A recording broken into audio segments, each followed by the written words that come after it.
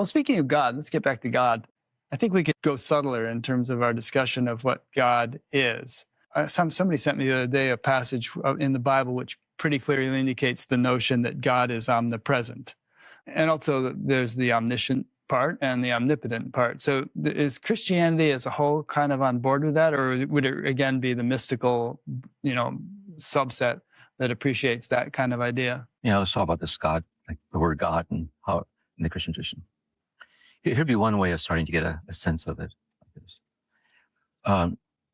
Let's say one way to look at it would be to say that God is transcendent, ineffable, beyond all categories, beyond all designations.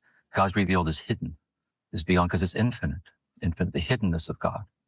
And the hidden mystery of God is revealed to us as intimacy, these divine relations, subsisting relations of the Trinity, the Father, Son, and Holy Spirit. And God is origin. God is Abba, Father, patriarchal society, or mother. God is origin. We'd put it this way, that ultimately just one thing is happening. The infinite presence of God is presencing itself, pouring itself out and giving itself away in and as the intimate immediacy of our very presence, the presence of others in all things. This is the God-given godly nature of ourselves, others, and all things. This is not to say that we are God, but to simultaneously affirm our absolute nothingness without God. For if God would cease creating us into this present moment at the count of 3, we would vanish, because we're nothing, absolutely nothing, apart from God's self-donating act of pouring itself out as our reality itself. But it's our very nothingness without God that makes our very presence to be the presence of God.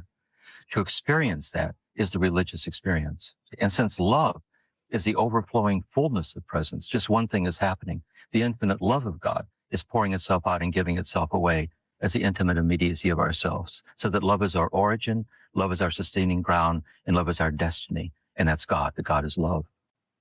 So if God is omnipresent, can there be anything other than God?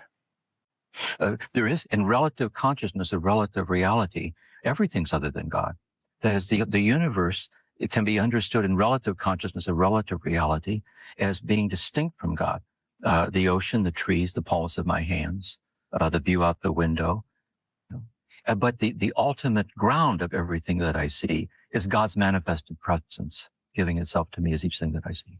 But are things really distinct from God, or is it due to an incompleteness of vision that they appear distinct? Whereas, in fact, if our vision were complete, we would see that God pervades this cup as much as some transcendental ground. No, it's distinct as well. It's indistinction and distinction, distinction and indistinction. It's not monism. It's not as if really that just one thing God. And it's only through illusion we think there's anything other than God. It's that ultimately speaking, the infinite reality of God is giving itself away as the reality of everything. And yet that divinely given divinity of everything stands on its own as distinctly real in its groundedness in God. So you and I are really here now having our conversation. We're real in relative consciousness. There's an integrity to this, a reality to this. But if we go down into the depths of who we are, deeper, deeper, deeper, deeper, the more we get down to the depths of ourselves, the depths of ourselves drops down into the bottomless abyss of God, welling up and giving itself away as I'm having this conversation.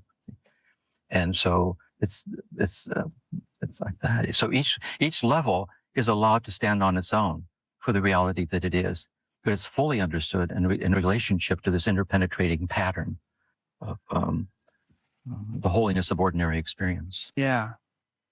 All these levels, we could say knowledge is different at different levels of consciousness, or reality is different at different levels, and so on.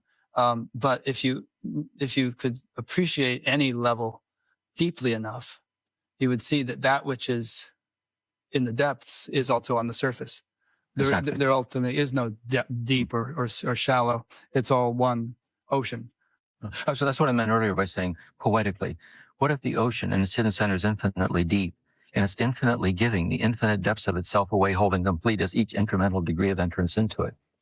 Then even in the shallow water, you're in waterway over your head, which is the religious experience. It's a sense of amazement or wonder, like the boundaries fall away. It's this unspeakable holiness of the immediacy of the gift of the moment, the beating of our heart, our breath, like that.